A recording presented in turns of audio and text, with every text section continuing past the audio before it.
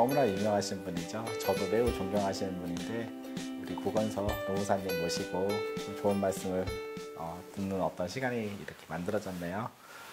반갑습니다. 네, 반가워요. 예. 네. 뭐 방송에서 워낙 많이 본 사람들도 있을 거고 네. 그런데요. 구건서님 좀 소개 좀 부탁드리겠습니다.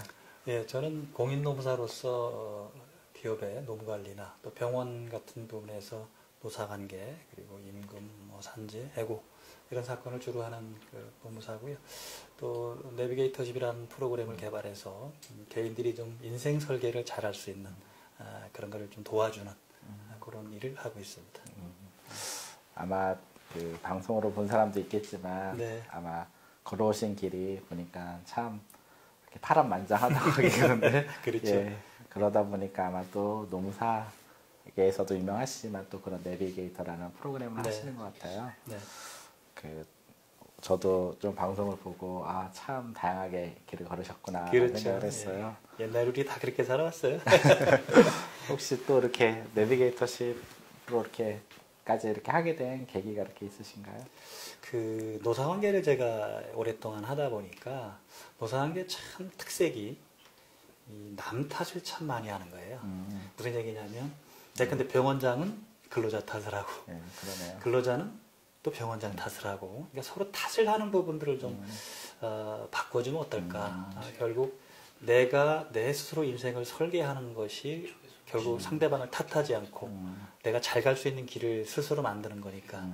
그게 이제 내비게이터십은 내비게이션을 좀 응용한 겁니다. 예를 들면 뭐 이게 간단하게 설명드리면 내비게이션은 첫 번째 목적지를 먼저 찍어야 되잖아요.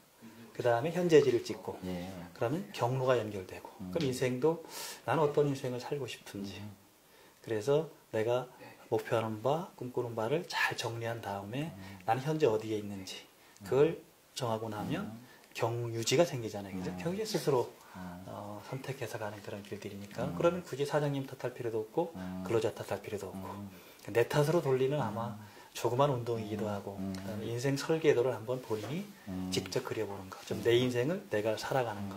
이렇게 한번 컨셉을 잡아봤습니다. 어떻게 보면 이것도 이제 노무사로서 일을 하다 보니까 네. 예, 결국 더 심도 있게 생각하다 보니까 그렇죠. 또 나오게 된 거네요. 네.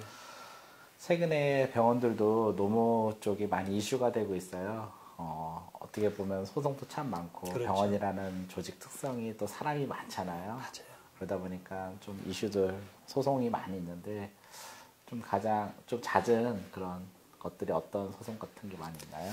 그 큰 틀에서 보면 여러 가지가 있겠지만 아마 임금 그러니까 돈 문제가 크죠. 특히 이제 병원 같은 경우는 왜 관리를 철저하게 하는 것보다는 그냥 인맥으로 막 이런 부분이 많이 있고 그래서 예를 들면 연장근로수당이나 연차휴가수당이나 뭐 주휴수당 이런 부분들에서 법에서 왜 줘야 될 부분들 그러니까 당사자 간의 계약으로 안 해놔도 법에서 줘야 되는 부분들이 되게 많은데 병원 운영하시는 분들은 이제 의학적인 전문가다 보니까 그쪽은 전문가인데 지금 노무관리나 노사관계나 이런 임금 관련 이런 부분에서는 사실 좀 소홀했던 게 사실이고요. 그러다 보니까 특히 또 이쪽 임금 쪽은 시효라는 게 있어요.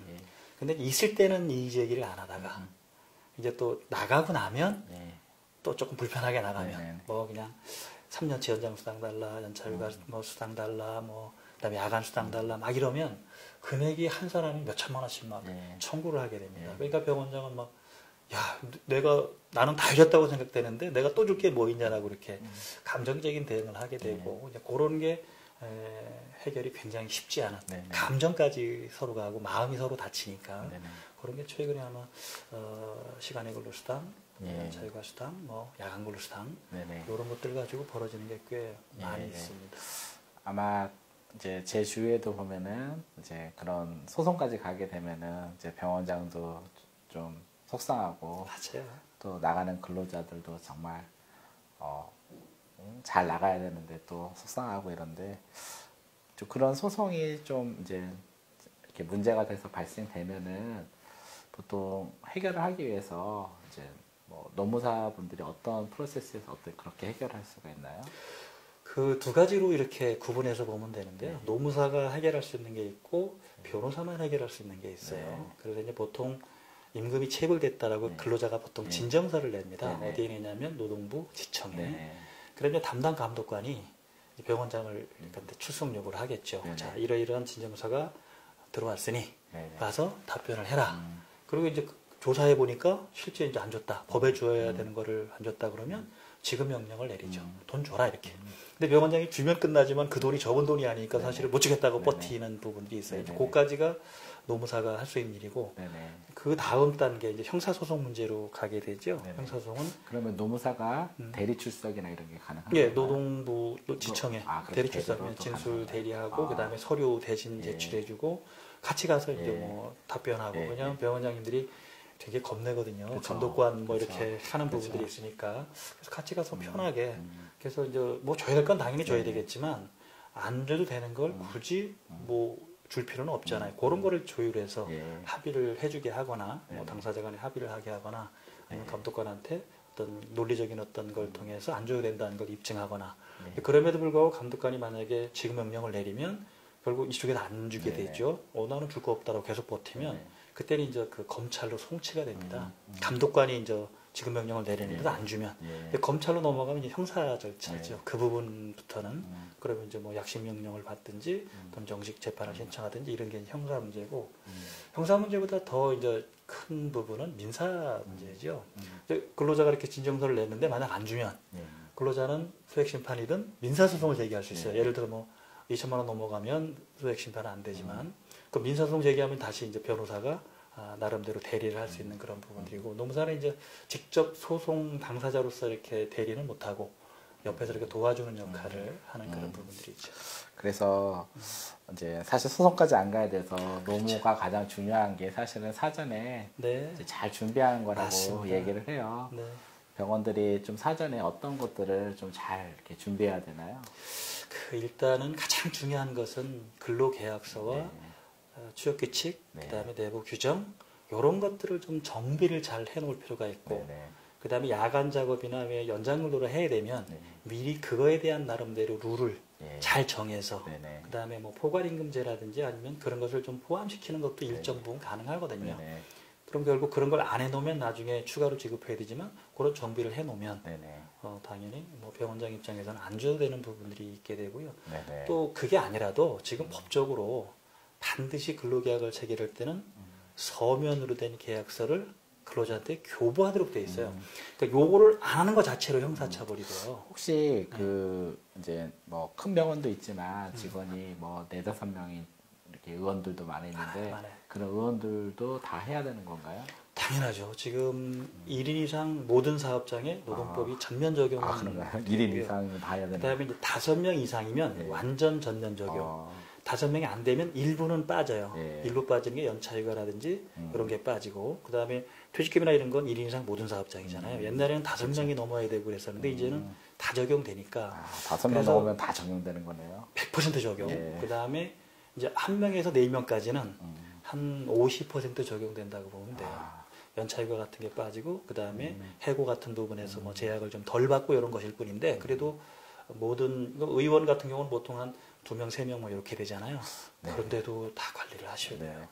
보통 뭐 5명이라고 하면은 뭐 웬만한 작은 의원도 5명은 있으니 그렇죠. 예, 거의 뭐 다 해야 된다고 보면 되겠네요. 거의 다 해야 된다고 봐야죠. 예.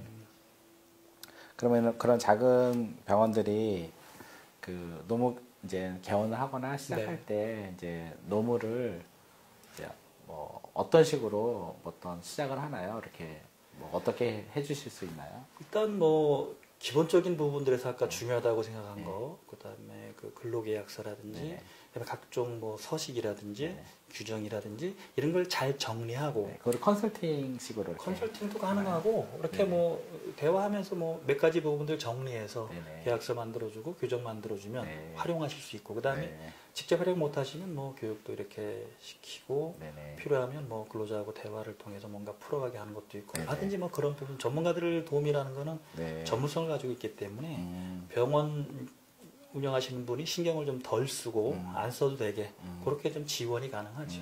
그러면은 네. 병원에 필요한 노무 관련돼서는 이제 노무사님이 이렇게 컨설팅이 됐던 계속 자문 계약이 됐던 그럼요. 모든 것들을 지금 진행하고 다 계신다고 가능하죠. 보겠네요. 네. 예.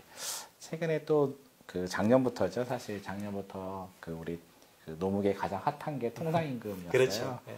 지금 중소병원이나 종합병원들이 또 거기에 상당히 지금 많이 민감한데 통상임금에 대해서 좀 어떻게 해나가면 될지에 대해서 좀 말씀 좀 부탁드릴게요. 이거는 이제 국가적인 측면에서 법 개정 문제가 이제 돼야 되는데 지금 노사 간에 지금 어떻든 그 타협은 됐었지만 한국노총이 이제 탈퇴하는 바람에 지금 법 개정이 좀 늦어지고 있어요.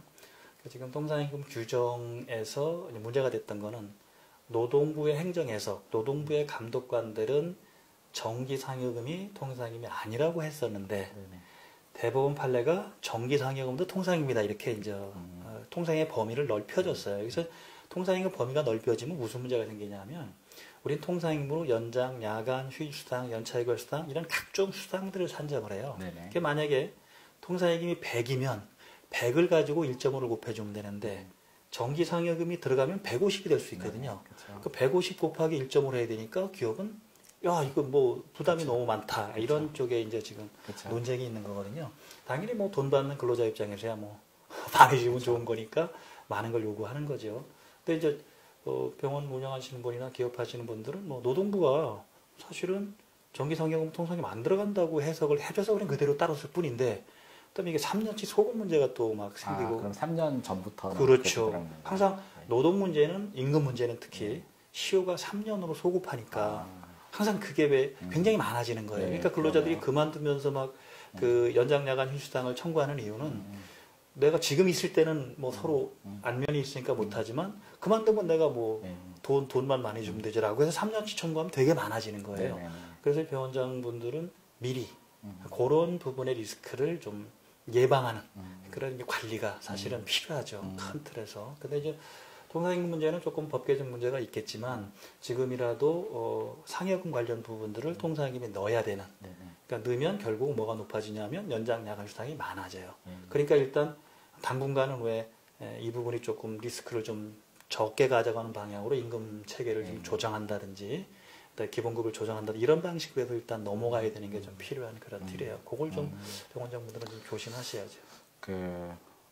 이제 기업들 같은 경우는 이제 통상임금 이제 세미나도 많이 하시고 제가 알기로 자문 컨설팅도 많이 하시는데 이제 병원도 사실 상당히 이제 인력 중심 그 산업이잖아요. 맞아요. 그래서 되게 민감해요. 사실은 통상임금이나 그래서 기회가 되면은 병원 쪽에서도 좀 그런 통상임금 관련된 좀 그 세미나나 또 이렇게 자문 같은 걸 좀 많이 해주시면 좋겠네요. 얼마든지 뭐 제가 갖고 있는 부분들이 전문성이 있으니까 병원 하시는 분들이나 뭐 아니면 그 의원 하시는 분들이 좀 고민을 덜하도록 그다음에 애초에부터 임금 이렇게 시스템을 짤 때 그런 걸 미리 감안을 해서 이렇게 왜 임금액도 결정을 하고 임금 시스템도 결정을 하면 나중에 그런 부분들을 좀 이렇게 막을 수 있는 부분들이 좀 있죠. 이제 메디컬이 이제 노무 이슈가 이제 이루어진 게 사실은 오래되지 않아서 최근 몇 년 사이부터 이제 많은 이것들이 이슈되고 있어서 사실 또 아까도 저 메디컬 작은 데들 같은 경우는 이제 노무를 담당하는 부서가 없잖아요. 그냥 의료 형태의 좀 가분수 어떤 조직 구조를 갖고 있다 보니까 중소병원도 사실 노무 담당하는 부서가 없어요.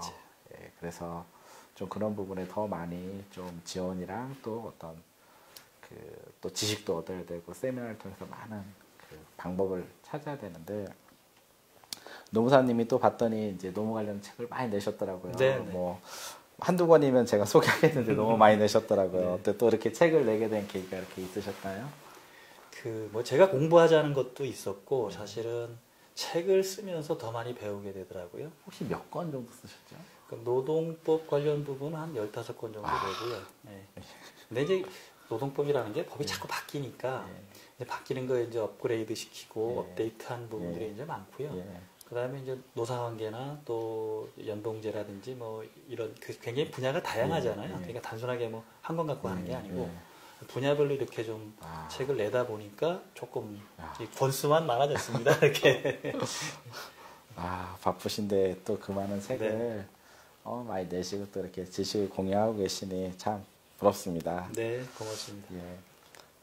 사실 메디컬 그 산업들도 이제 제가 아까 말씀드렸지만 노무에 대해서 매우 중요해요. 맞아요. 그래서 저희 아라에서도 좀 그런 부분을 체계적으로 앞으로 잘 주고 싶은데 사회적으로 참 의미가 있어요. 예, 네, 그런 세미나를 좀 아라에서 개최할 때 또 많이 네. 와서 해주시면 좋겠네요. 아유 당연하죠.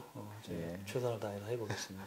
그다음에 요즘에 뭐 병원 노무관리라는 책도 별도로 나온 것들도 많이 있고 그래서 이제 이 병원 업종이 사실은 아까 말씀하셨지만 굉장히 노동 집약적인 산업이고 네. 또 더 나가서 굉장히 다양한 계층과 이 직종들이 혼재되어 있는 그런 부분에서 네, 맞습니다. 이해관계가 다 다르거든요. 맞습니다. 뭐 의사의 이해관계, 간호사의 이해관계, 뭐 병리, 뭐 또는 뭐 방사선, 뭐 심지어는 뭐 청소하시는 분도 있고 다 그런 부분들이니까 그거를 우리가 나중에 결국 문제가 안 생기게 하려면 예방적인 그래서 미리 사전에 대비하는 게 중요하지. 문제 터지게 해결하면 돈은 돈대로 없어지면서 마음은 마음대로 아파지고 그다음에 사람에 대한 신뢰가 깨지고 그러니까 그 책임이 사실은 이의를 제기한 근로자도 문제가 있지만 미리 그 부분을 좀 준비해 주면 맞습니다. 훨씬 더 아마 병원 경하시는 데 있어서 뭐 좀 편하기도 하고 마음이 맞습니다. 안정이 될 것 같습니다. 맞습니다. 네. 저도 병원 경영을 이제 하다 보니까 사실 이 노무 부분이 항상 좀 이슈가 되고 또 사실 공부를 하려고 해도 상당히 범위가 많아요. 전문 분야이기 예, 때문에. 예. 네. 그래서 오늘은 또 이렇게 짧게 나누지만 기회가 되면은 이렇게 좀 더 많은 내용들을 이렇게 네. 분야별로 나눠서 또 이렇게 네. 들려줄 수 있는 기회가 되면 좋을 것 같습니다. 아유, 열심히 하겠습니다. 예. 마지막으로 우리 노무사님 이제 뭐 노무 쪽으로는 워낙 유명하셔서 걸어오신 길이 네. 유명하신데 이제 이후에 또 어떤 삶의 어떤 비전이나 어떤 방향 같은 게 있으신지요? 뭐 크게 지금까지 제가 이제 노무사로서는 활동을 좀 많이 했었는데 그동안에 내비게이터십이라는 걸 개발해서 결국 이제 조직이라는 부분에서 노무사 업무가 지원해 줄 수 있는 좋은 거고 그다음에 개인의 행복과 이런 부분에서는 내비게이터십이 두 개를 좀 이렇게 좀 키워나가고 싶은 생각이 좀 있고요. 또 내비게이터십은 이제 교육 프로그램이기 때문에 프로그램은 프로그램 개발 그다음에 이제 그 마케팅하고 해서 이제 알리는 작업을 하게 될 거고 노무사로서 그동안에 제가 주로 이제 아마 대기업이나 큰 기업 위주로 많이 했었는데 그쪽은 어느 정도 이제 정비가 이렇게 전문직들도 있고 그랬는데 중소나 중견 이런 기업들이 아직 또 소기업 아까 의원 같은 경우는 마찬가지고 이런 데도 좀 우리가 지원을 좀 해줘야 되겠다 도움도 주고 그쪽을 좀 확대해야 되겠다라는 생각을 갖고 있어서 뭐 그런 중소병원이나 아니면 뭐 작은 의원 이런 데도 집중적으로 좀 이렇게 홍보도 하고 알리고 또 도와주는 작업들을 한번 하고 싶습니다. 네. 오늘 우리 유명하신 구건소 노무사님이랑 이렇게 말씀을 나눠봤는데 앞으로 메디컬 쪽에서도 구건소 노무사님께서 많이 그 작은 병원부터 큰 병원까지 많은 분야, 노무 분야에서 활약을 해주실 것 같아서 네. 저 개인적으로 메디컬에 있는 사람으로서 참 감사한 마음이 들고요. 고맙습니다. 또 아까 세미나도 해주신다고 했고 네. 이렇게 영상도 또 찍어서 많이 또 제공해 주신다고 했으니 또 저희 아라학구도 그런 부분을 같이 많이 했으면 좋겠습니다. 네, 고맙습니다. 열심히 오늘 하겠습니다. 감사합니다. 네, 예. 감사합니다.